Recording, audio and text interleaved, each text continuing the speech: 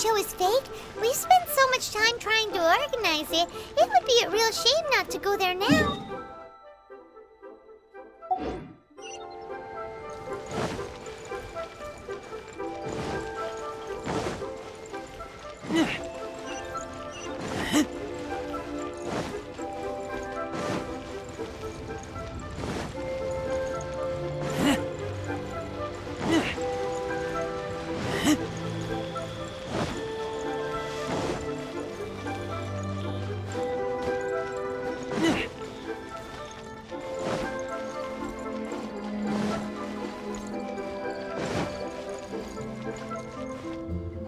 Well, since we're going through with this rite of parting, I guess it means that those rumors hit the nail on the head. So Rex Lapis is really... But they didn't catch the culprit, did they? Oh, come on. Do you think that the assassin could have been a normal person? You know what I think? I don't think any of the gossip on the streets you hear from those shady types is worth anything. There's only one real possibility in my mind. I've heard that the assassin was that Fatui fellow. Youngish, pretty high in rank. I think they called him Child. The Fatui? They certainly are very suspicious. Who knows what those greedy, crooked folks... Shh! Lower your voice. If the Fatui catch you in their sights, Rex Lapis won't be around to protect you this time.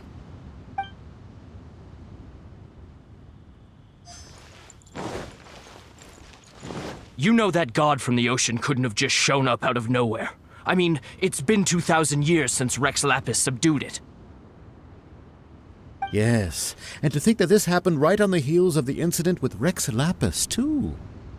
Say, do you think the person who assassinated our lord and released that evil god might have been one and the same? Now that you mention it, that's very possible. Yes, it's very possible indeed. I mean, it all fits together. That person must have colluded with the evil god to harm Rex Lapis. Oh, that wicked, black-hearted scoundrel. Still, what sort of supernatural prowess must this person possess to be able to do such things? I have never heard of such a person in all my years. Ah, forget it. Guessing's no use to us. Look, the Millilith over there looks like he's about to make an announcement. Let's hear what the Ministry of Civil Affairs has to say first.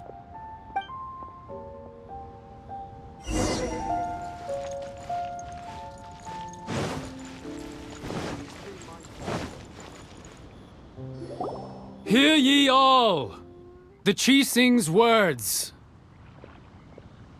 Though a dragon soars ageless as the mountains, it too must return to dust. This is common knowledge.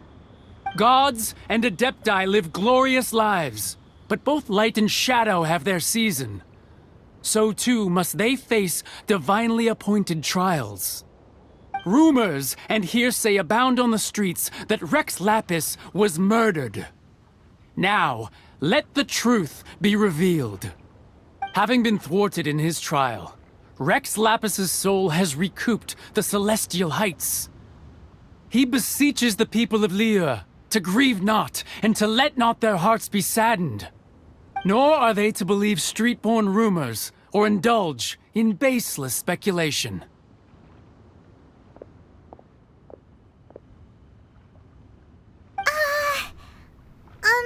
Paimon needs a translation on what the Chising's announcement said. So that's how they're spinning it. Something feels off. Why would they suddenly give up looking for the murderer? Not to mention how this excuse sounds like something they just made up on the spot. Could the Chising already have known that Rex Lapis wasn't dead? But Zhongli said that neither they nor the Adepti knew anything. Did Zhongli tell them in secret after his gnosis changed hands? Exactly, right? Ooh, seems like the rite of parting has been going on for a while now. Let's go have a look.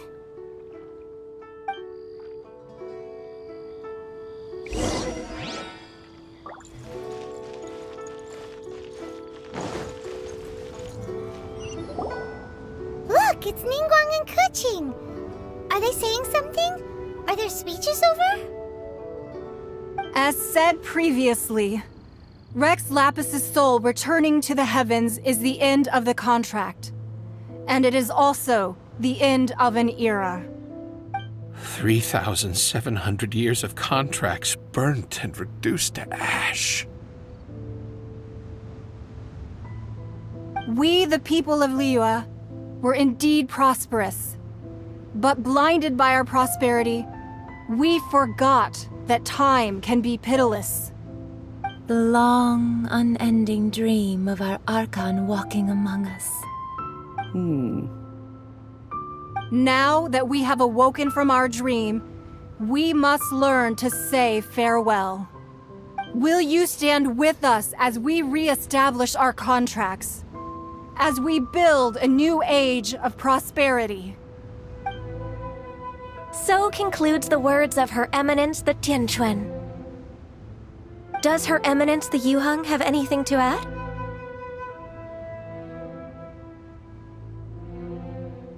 Huh? Is she looking this way? Traveler. Yikes!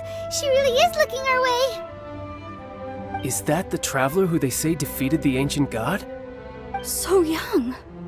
The Liyue Qixing always repay their debts. And as you have heard, our eyes see far and our reach is long. Name your price. You deserve that much. Whoa!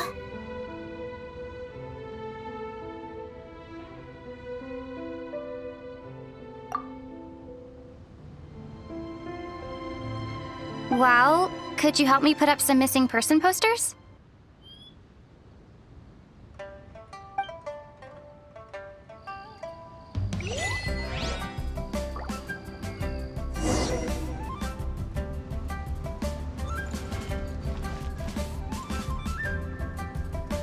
The cleanup of the premises, managing the crowds as they exit, making an account of the rite?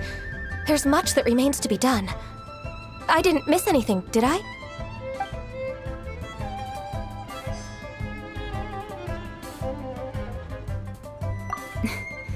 Why, you... Were you just trying to look cool earlier, or are you really that selfless? If you were looking for someone, you could have just told me that in private. Roping you in was possibly the most masterful move we could have made. I believe that future generations will say so too when our deeds come up for their review.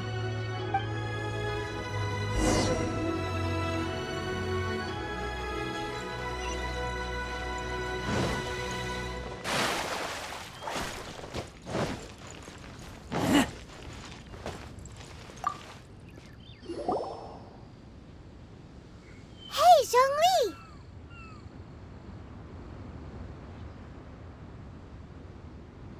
Look at this! Everyone in Liyue is caught up in their emotions, thinking that they'll never see Rex Lapis again. And here you are looking all relaxed.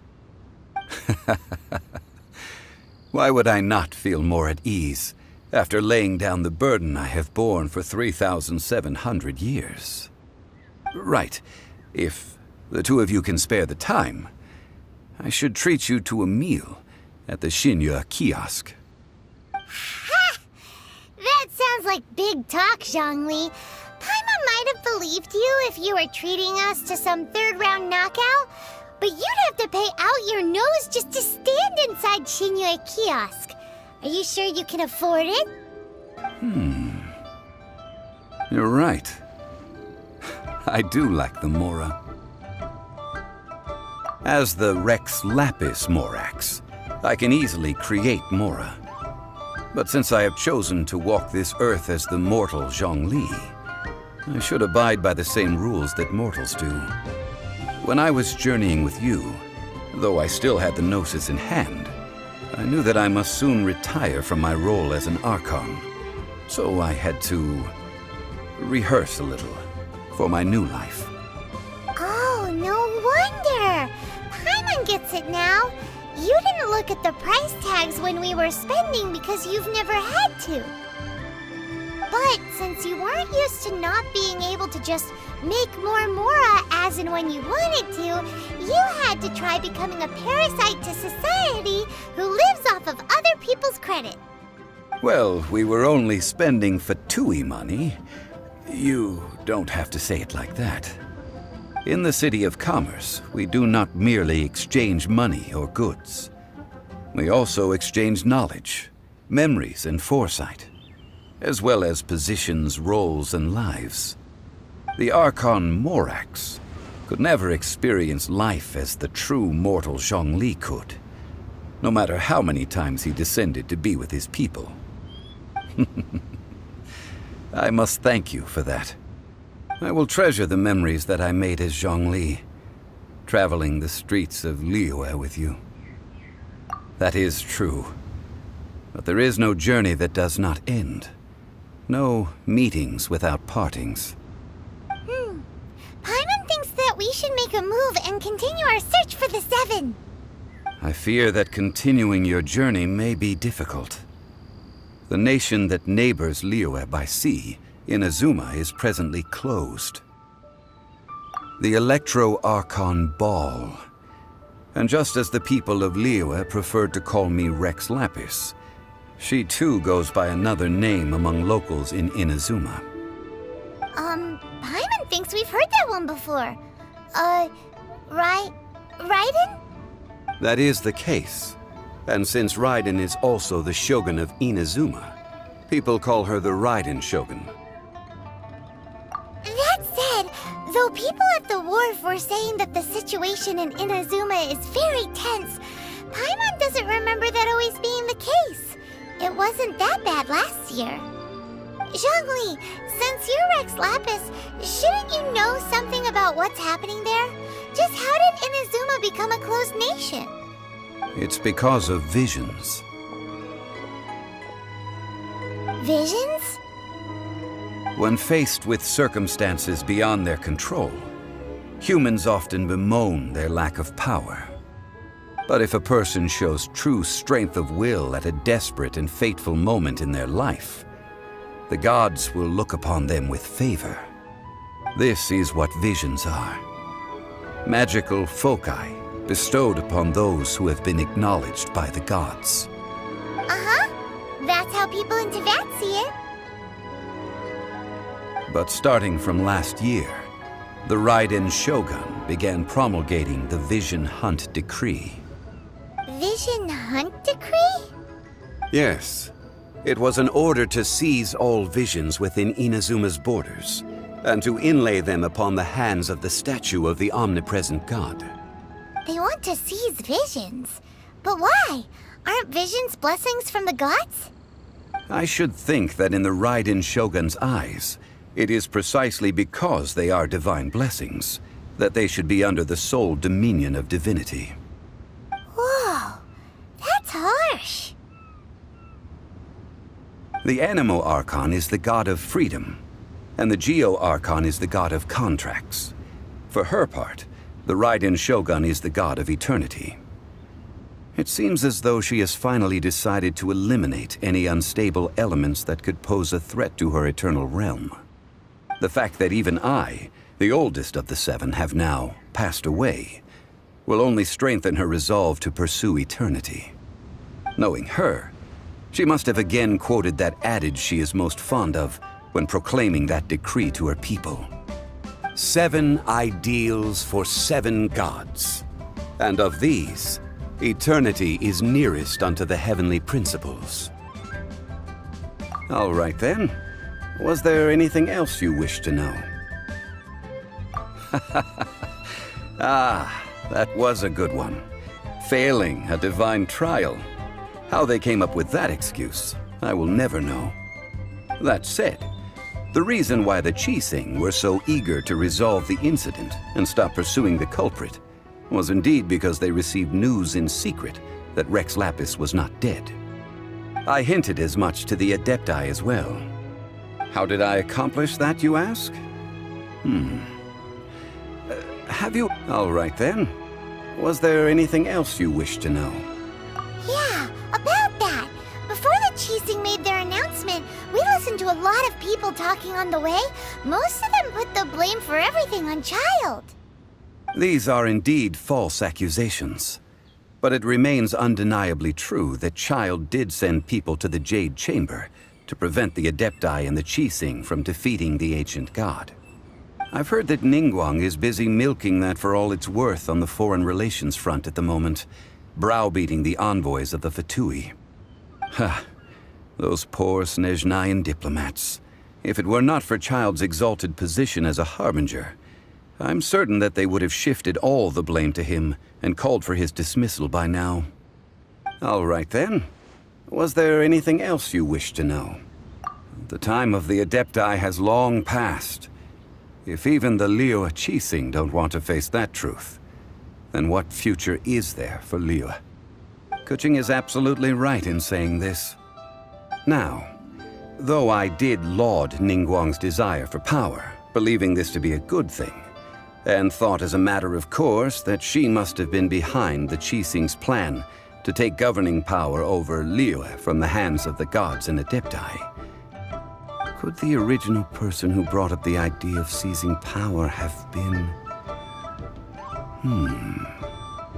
All right then. Was there anything else you wish to know? That's right. Zhongli, now that you don't have your gnosis, what's going to happen to all the Mora in Teyvat? Since Morax is dead, are they all just gonna disappear? Also, isn't the Golden House the only mint in the entire continent? Will it even continue to work? The Mora present now will not vanish. But the Golden House will indeed have to cease operations for a lengthy period of time, since creating Mora requires the use of the Geo-Archon's power. This is terrible! We're all about to run out of Mora! The world is coming to an end! Yes, this is indeed a major issue from a financial standpoint. Well, I suppose we'll just leave such troublesome matters to the Liyue Qixing to debate. Then, did you at least set some private funds aside for yourself? Oh, a private fund. This does seem like a good, logical, common-sense idea. It's a shame. What's a shame? It's a shame that I didn't think of it at the time. All right then. Was there anything else you wish to know? That was a good one. Failing a divine trial. How they came up with that excuse, I will never know. That said, the reason why the Qixing were so eager to resolve the incident and stop pursuing the culprit was indeed because they received news in secret that Rex Lapis was not dead. I hinted as much to the Adepti as well. How did I accomplish that, you ask? Have you ever heard of this particularly convenient Adepti art known as gifting dreams and visions? All right then. Was there anything else you wish to know?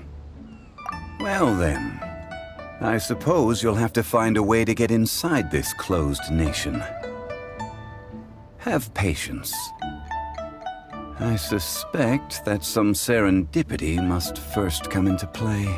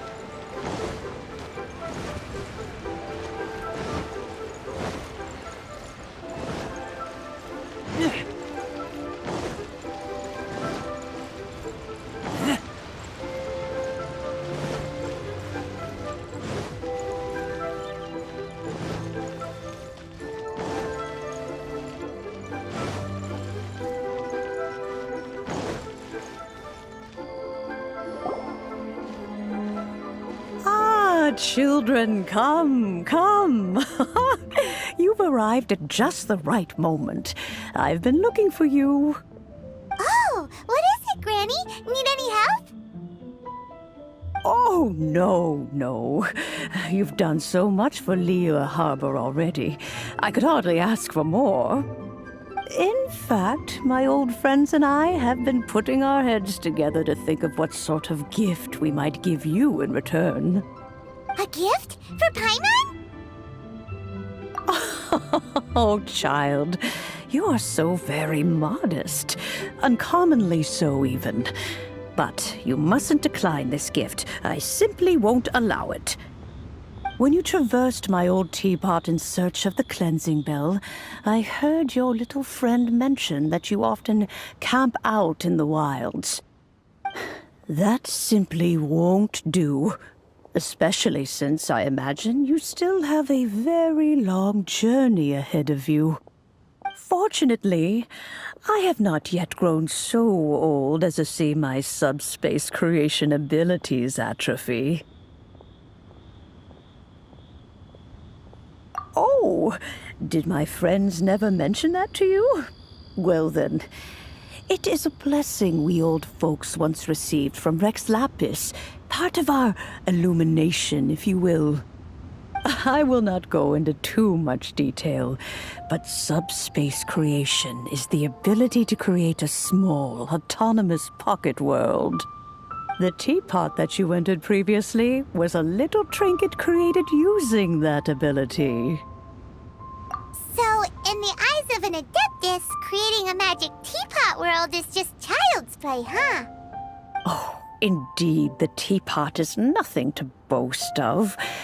One such as myself must depart from this realm to create a world of one's own. Rex Lapis, on the other hand, moved mountains and seas. That is what one might call an exercise of true power. But that's enough nostalgia for now. The gift that I have prepared for you just requires a few final materials to add the finishing touch. That's right! Finding stuff's what we're good at, after all. Oh, settle down now, children. There's no need for you to go running hither and thither. I have already found a fleet-footed youngster to prepare what I need. What's more, I doubt that you would know how to find the materials I am searching for. Some of them are very rare indeed these days. Well, for starters, I require some shimmer soil from the banks of Dihua Marsh. Back in the day, it could only be found where the glazed lilies thrived most profusely. You would have to dig downward, following the roots of the glazed lilies, and if you were lucky enough, you just might find a small patch of shimmer soil there. But almost no one has been able to find shimmer soil in this manner since Dihua Marsh came to be the way it is today. Even more difficult to find is smaragdus jadeite, which must be chiseled from the rock of the chasm. Or so it used to be. Ever since the Blackcliff Forge opened for business, they've slowly but surely stripped the mines all but completely bare of it. In any case, smaragdus jadeite is an adepti treasure, and the adeptal power within is not something that most humans can withstand. Extended contact with it is, in fact, harmful to humans. Goodness knows if that child will succeed in finding these items. Well, since you're an Adeptus, Granny, the person you asked for help, they must be an Adeptus too, right? Yes. I suppose she does count as an Adeptus. She counts? How come there are so many Adepti in Liyue Harbor? We seem to bump into them all the time. It feels like even when you go out to eat, you could be sitting next to an Adeptus and never even know it. Oh, maybe so. Who can say? A fair few of my old friends are rather fond of mundane mortal life, after all. I'm back, Granny. Oh, I don't believe we've met. Ah, allow me to do the honors. This child here is Yen Fei. She's the one helping run some errands for me. Yen Fei, I believe you've already heard of the Traveler and her traveling companion. Of course, who hasn't? Much has been written about you in the Millilith's records. You became one of Liyue's most wanted after the Millilith marked you as a suspect following the incident at the Rite of Dissension. After which, you fought off the Millilith at Julian Karst and made contact with the Fatui. Before finally defeating an ancient god together with Granny and her associates, and subsequently being cleared of any and all suspicion by the Qixing. What a shame.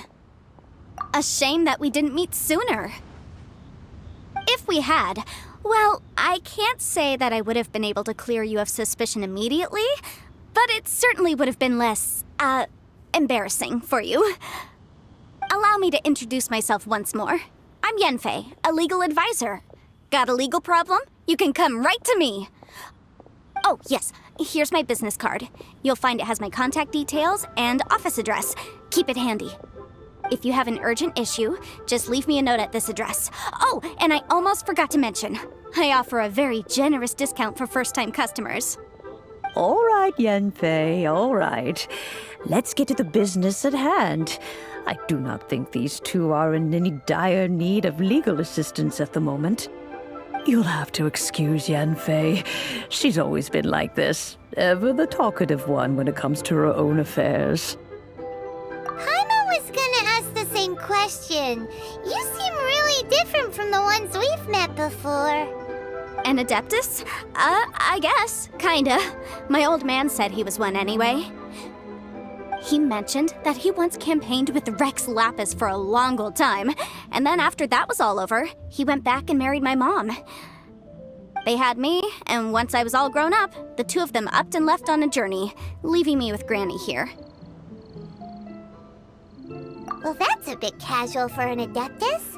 Aren't you guys supposed to sign solemn contracts to protect Liyue Harbor and all that stuff? What do you mean he just went back to get married? Well, my dad did say that he'd talked it through with Rex Lapis and that he was fine with it. Even contributed towards the wedding gift, apparently. Anyway, let's not dwell on that too much. So, Granny, I've gotten a hold of most of the stuff you asked for, except for Smaragdus Jadeite. I couldn't find any at all.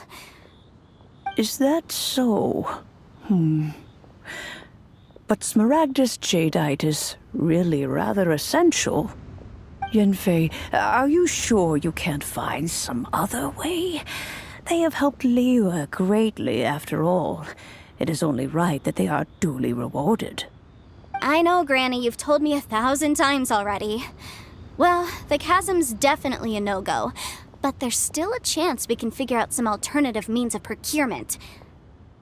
Hold on a moment. Let me have a look.